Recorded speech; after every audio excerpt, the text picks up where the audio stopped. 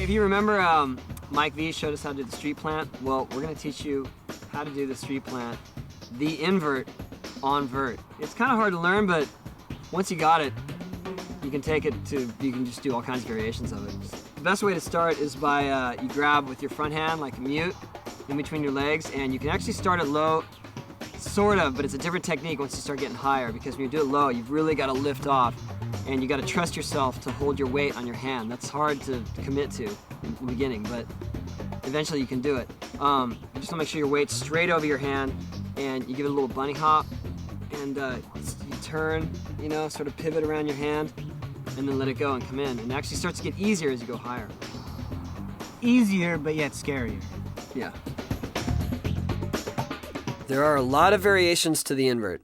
Some of our favorites are invert to fakie, sad plant, switcheroo, gymnast, layback air, elgarial, and the accident.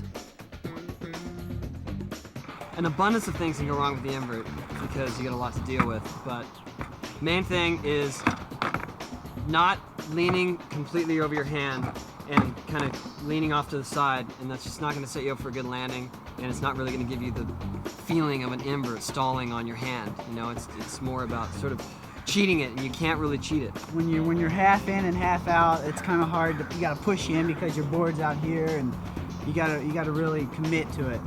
As long as you know you can support your own weight, you can do the invert. You just got to trust yourself.